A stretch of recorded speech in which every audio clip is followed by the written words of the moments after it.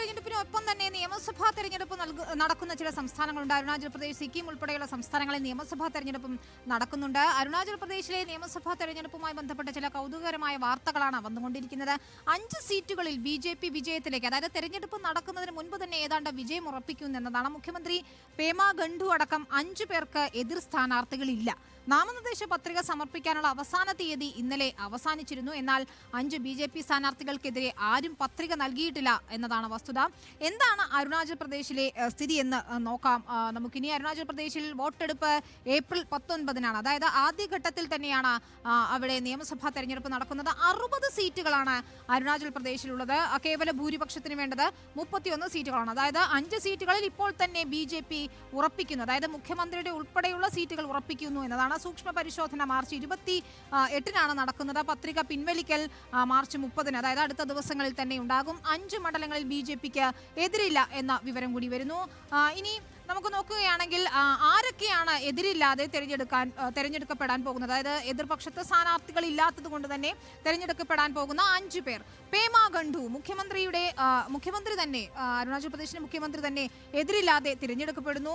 മുക്തോ മണ്ഡലത്തിൽ നിന്നാണ് പേമാ ഖണ്ഡു മത്സരിക്കുന്നത്. കഴിഞ്ഞ തവണ 70.74% വോട്ട് നേടിയായിരുന്നു പേമാ ഖണ്ഡു വിജയിച്ചത്. മറ്റൊരാൾ ജിക്കെ തക്കോ ആണ്.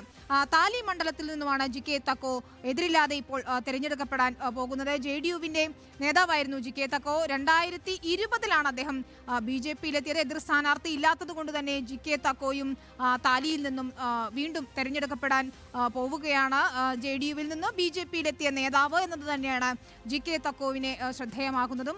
അദ്ദേഹത്തിനും എതിർ സ്ഥാനാർത്ഥി ഇല്ലാത്തത് കൊണ്ട് തെരഞ്ഞെടുക്കപ്പെടാൻ പോകുന്നു എതിരില്ലാതെ. അടുത്തയാൾ ന്യാത്തോ ദുക്കാമാണ്. ന്യാത്തോ ദുക്കം താരിഹ മണ്ഡലത്തിൽ നിന്നാണ് മത്സരിക്കാൻ പോകുന്നത്. BJP-യുടെ സിറ്റിംഗ് MLA തന്നെയാണ്. ഇത്തവണ അദ്ദേഹത്തിനും എതിരാളികളില്ല.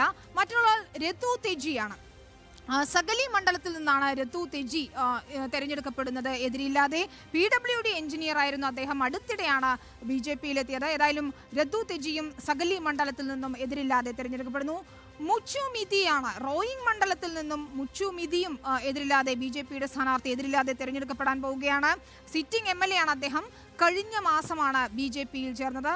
അവിടെ നിന്നും എതിർ സ്ഥാനാർത്ഥികൾ ഇല്ലാത്തത് കൊണ്ട് തന്നെ എതിരില്ലാതെ തെരഞ്ഞെടുക്കപ്പെടുകയാണ്. നാമനിർദ്ദേശ പത്രിക ഇന്നലെയാണ് നാമനിർദ്ദേശ പത്രിക സമർപ്പണത്തിനുള്ള അവസാന തീയതി ഉണ്ടായിരുന്നത്. ആ കണക്കുകൾ നോക്കിയാൽ BJP 60 മണ്ഡലങ്ങളിൽ 60 സ്ഥാനാർത്ഥികളാണ് നാമനിർദ്ദേശ പത്രിക നൽകിയിരിക്കുന്നത്. കോൺഗ്രസിന്റെ 34 പേരും പത്രിക നൽകിയിട്ടുണ്ട്. അതായത് എല്ലാ മണ്ഡലങ്ങളിലും സ്ഥാനാർത്ഥികൾ കോൺഗ്രസ് നിർത്തിയിട്ടില്ല. ഈ 5 മണ്ഡലങ്ങളിൽ പ്രത്യേകിച്ചും നിർത്തിയിട്ടില്ല. NPP 29 മണ്ഡലങ്ങളിലുമാണ് സ്ഥാനാർത്ഥികളെ നിർത്തിയിരിക്കുന്നത്. സൂക്ഷ്മ പരിശോധനയ്ക്ക് ശേഷം ആരും പത്രിക പിൻവലിച്ചില്ലെങ്കിൽ, ഞാൻ നേരത്തെ സൂചിപ്പിച്ചതുപോലെ മുഖ്യമന്ത്രി പേമാ ഖണ്ഡു ഉൾപ്പെടെയുള്ളവർ 5 മണ്ഡലങ്ങളിലും ഈ 5 BJP സ്ഥാനാർത്ഥികളും വിജയികളായി എത്തിയിരിക്കുകയും ചെയ്യും. അതാണ് അരുണാചൽ പ്രദേശ് നിയമസഭാ തെരഞ്ഞെടുപ്പിന്റെ ഒരു ചിത്രം.